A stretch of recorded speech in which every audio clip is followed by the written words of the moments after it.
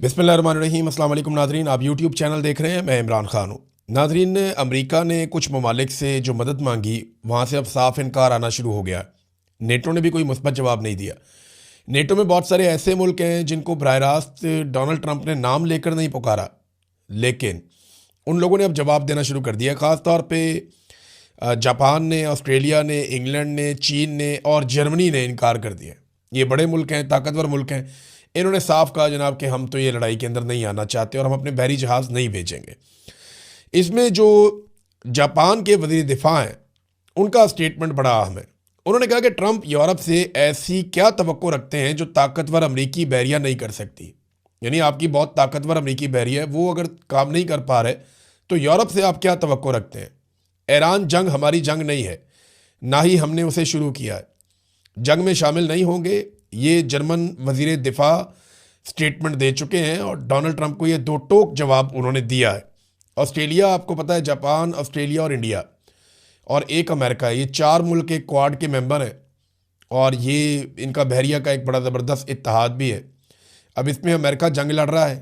भारत ने अपने oil tanker निकलवा लिए हैं सौदेबाजी करके ईरान के साथ, जबकि जापान ने इनकार कर दिया, ऑस्ट्रेलिया ने भी इनकार कर दिया। ये इस लड़ाई का हिस्सा नहीं बन रहे। ज़्यादातर मुल्क खामोश हैं, लेकिन जो मुल्क भी बोलता है, इंग्लैंड ने कहा कि वो इस लड़ाई का हिस्सा नहीं बनना चाहते।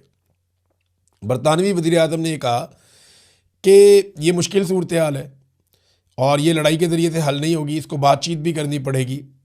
और उन्होंने ये भी कहा कि तेल की कीमतों पर असरअंदाज हो रहा है मामला, महंगाई बढ़ेगी और इस सूरत हाल को हल होना चाहिए, लेकिन ये जंग आसान नहीं है, लड़ाई आसान नहीं है। फिर उन्होंने ये कहा वो इस लड़ाई का हिस्सा नहीं बनना चाहते। देखिए, बहुत सारे ममालिक का ना अमेरिका के ऊपर एतबार आहिस्ता आहिस्ता ख़त्म होता जा रहा है। डोनाल्ड ट्रंप एक आलमी किस्म की तन्हाई का शिकार हो रहे हैं जो उनकी सियासी शख्सियत को और उनके किरदार को डैमेज कर रहा है। अमेरिका में उन्हें बहुत बुरी तरह डैमेज हो रहा है। यानी अमेरिकन हमेशा से ये सोचते हैं कि वो दुनिया को लीड कर रहे हैं। जो भी अमेरिकन प्रेसिडेंट कहता है दुनिया पीछे चलना शुरू हो जाती है। लेकिन बड़े लंबे अरसे के बाद, बल्कि तारीख में हम पहली मरतबा देख रहे हैं, हालिया तारीख में, कि एक अमरीकी सदर है, वो एक फ़ैसला करता है, पूरी दुनिया पीछे से निकल जाती है। तो अमेरिका के अंदर भी इस बात को बहुत मायूसी से देखा जा रहा है कि डोनाल्ड ट्रंप की शख्सियत की वजह से या उनके कारनामों की वजह से आज दुनिया अमेरिका के पीछे खड़ी नहीं हो रही। और ये बात अमेरिकन बहुत माइंड करेंगे। डोनाल्ड ट्रंप पॉलिटिकली बहुत बुरी तरह अमेरिका में डैमेज हुए हैं। अब इसमें पाकिस्तान और भारत जैसे ममालिक वो खामोशी से ईरान के साथ बातचीत करके अपने तेल के टैंकर निकलवा रहे हैं। अभी एक पाकिस्तानी टैंकर निकला तेल का, ये तफसीलात मैं आपके सामने रख देता हूँ। ये ब्लूमबर्ग की एक ताज़ा रिपोर्ट है और उसमें यह बताया गया कि खाम तेल से लदा हुआ एक ऑयल टैंकर आबनाए हुर्मुज़ को क्रॉस करके पाकिस्तान की तरफ रवाना हो गया। ब्लूमबर्ग ने आज पीर वाले दिन ये रिपोर्ट दी है और उसमें उन्होंने ये कहा कि जहाज़ों की नकलो हरकत को, उसका डाटा जो है उसको नोट किया जा रहा है और पाकिस्तान नेशनल शिपिंग कॉरपोरेशन के ज़ेरे कंट्रोल एक ऑयल टैंकर जिसको कराची जाना है, ये एतवार के रोज़ ख़तरात से भरपूर इलाकों का सफ़र करते हुए आबनाए हुर्मुज़ को अबूर कर गया। और ये अब जनाब पाकिस्तान के परचम बरदार ये टैंकर जो है ये अब पाकिस्तान की हदूद के अंदर दाखिल हो जाएगा और ये पाकिस्तान को तेल मिल गया। यानी आप अंदाज़ा करें कि पाकिस्तान ने भी ईरान से बात करके अपना तेल मंगवा लिया, भारत ने भी ये कर लिया, बांग्लादेश ने भी ये कर लिया, वियतनाम ने तो इमदाद भिजवा दी ईरान को, उनका तेल भी चला जाएगा। तो ईरान कई ममालिक को तेल के टैंकर ले जाने दे रहा है, लेकिन अमेरिका की मर्ज़ी से नहीं, अपनी मर्ज़ी से। चाइना का तेल लगातार गुजर रहा है आबनाए हुर्मुज़ में से। अब कई यूरोपीय ममालिक भी ईरान के साथ राब्ते कर रहे हैं और वो उनसे कह रहे हैं कि चलें ऑयल आने दें, कंटेनर आने दें, तजारत करने दें। तो ईरान अपनी शराइत के ऊपर ये रास्ते खोल रहा है।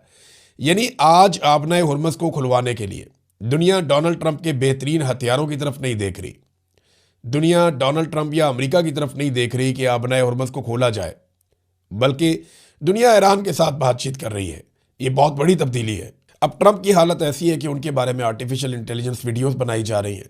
अमेरिका के अंदर मजाक उड़ रहा है, पूरी दुनिया में, यूरोप में, सोशल मीडिया के ऊपर भरमार है ऐसी वीडियोज़ की जो आर्टिफिशियल इंटेलिजेंस के ज़रिए बनाई गई हैं। यानी एक वीडियो में देख रहा था, डोनाल्ड ट्रंप सड़क पर खड़ा है, हाथ में उसने बोर्ड पकड़ा हुआ है जिसमें लिखा हुआ है हेल्प मी ओपन हुर्मुज़, साथ ईरान का झंडा भी बना हुआ है कि मेरी मदद करो, मैंने आबनाए हुर्मुज़ खुलवानी है। और उस सड़क के ऊपर से मुख्तलिफ लीडर्स गाड़ियों में गुजर रहे हैं। पहले दिखाया जनाब फ्रांस और बरतानिया के लीडर गुजरे, उन्होंने घास ही नहीं डाली। फिर जनाब जापान और कोरिया के लीडर गुजरे, उन्होंने भी घास नहीं डाली। फिर दिखाया जनाब वो गुजर गए वहाँ से रशिया और नॉर्थ कोरिया, उन्होंने तो घास क्या डालनी थी, वो कीचड़ उछाल के चले गए डोनाल्ड ट्रंप पे। और वीडियो के एंड में डोनाल्ड ट्रंप कहता है जी कि why nobody help me to open Hormuz, कि मेरी मदद कोई क्यों नहीं कर रहा। तो डोनाल्ड ट्रंप ना अकेला पड़ना शुरू हो गया आलमी सतह पे। और ये डोनाल्ड ट्रंप को अकेला किया नेतन्याहू ने। ये अमेरिकन मानते हैं, वो बार बार कहते हैं कि हम फंस गए, ये लड़ाई हमारी थी ही नहीं। यहाँ पे आलमी सतह पे अब एक चीज़ को सब तस्लीम करना शुरू हो गए हैं। तमाम मीडिया के लोग, तमाम जितने भी तज्जियाकार हैं, वो ये बात कर रहे हैं, अमेरिकन सबसे ज़्यादा ये बात कर रहे हैं कि नेतन्याहू ने डोनाल्ड ट्रंप को इस बात का यकीन दिलाया था कि जिस वक्त खामनेई को मार दिया जाएगा, यानी उसने कहा था कि खामनेई को मार दो, बाकी सब आसान हो जाएगा, अवाम खुद ही रजीम तब्दील कर देंगे ईरान के अंदर। ये नेतन्याहू ने डोनाल्ड ट्रंप को यकीन दिलाया था। और डोनाल्ड ट्रंप को इसलिए भी यकीन आ गया, कुछ अर्सा पहले ईरान में कुछ मुजाहरे भी हो रहे थे, लोग भी हलाक हुए थे, तो बड़ी अजीबोगरीब सूरत हाल थी। तो अब आयतुल्लाह खामनेई को शहीद करने के बाद 3 हफ्ते होने वाले हैं, और इन 3 हफ्तों में आयतुल्लाह खामनेई के बाद जिस ईरान ने बिखरना था, जहाँ पे रजीम तब्दील होना था, जहाँ पे अवाम ने सड़कों पे आ जाना था, वहाँ पे अवाम आयतुल्लाह खामनेई के हक़ में सड़कों पे आ गए। और इसके अलावा अब तक ईरान कोई 1200 से ज़्यादा मिसाइल दाग चुका है उस इंसिडेंट के बाद, और 3000 से ज़ायद, लगभग 3300 से ज़ायद ड्रोन भी ईरान ने मारे हैं पूरे रीजन में, ख़ासतौर पे इसराइल पे और अमरीकी अड्डों पे। तो जिस एक इंसिडेंट के बाद नेतन्याहू ने ये वादा किया था और दावा किया था कि खामनेई को मार दो, सब कंट्रोल में आ जाएगा, खामनेई की शहादत के बाद सब कुछ कंट्रोल से निकल गया। तो अमेरिका की और नेतन्याहू की असेसमेंट गलत थी, और नेतन्याहू ने अमेरिका को फंसा दिया एक दलदल के अंदर, जहाँ से अमेरिका ये चाहता है या तो वो बाहर आ जाए या बाकी लोग भी अमेरिका के साथ उसके अंदर फंस जाएं। अब नेतन्याहू की एक नई वीडियो आई थी, वो आपने देखी होगी, कॉफ़ी शॉप के अंदर कॉफ़ी पकड़ के कॉफ़ी पीते हुए अपनी उंगलियां भी चेक करवा रहा है कि मेरी उंगलियां 6 नहीं हैं, 5 हैं। तो क्या वो वीडियो ठीक है? तो आर्टिफिशियल इंटेलिजेंस का जो टूल है ग्रॉक, उसमें जब डाला गया तो उसने बताया ये डीप फेक है।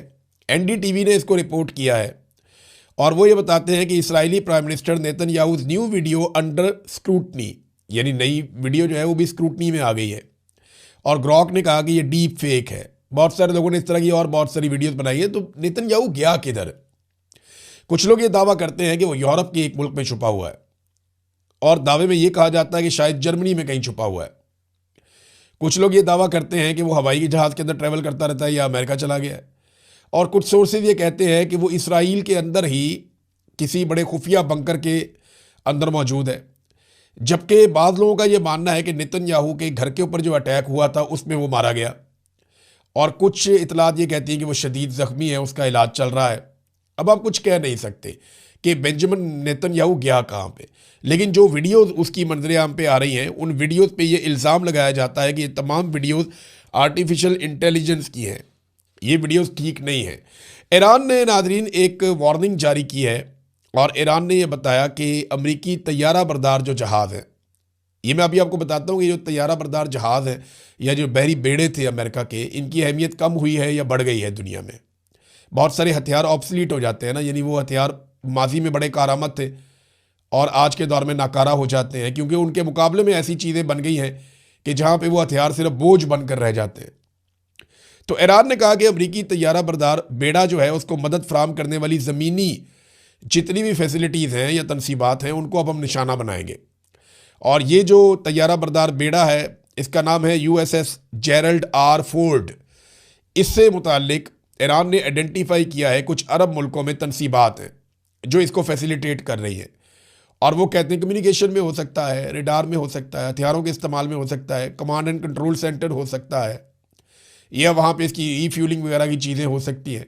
लेकिन जो भी है वो कहते हैं जी हम उसको निशाना बनाएंगे, और पहले से उन्होंने खबरदार किया कि वो ये करने जा रहे हैं। नाज़रीन, ईरानी वज़ीर ख़ारजा ने पाकिस्तान का शुक्रिया अदा किया है, ये इंपॉर्टेंट है।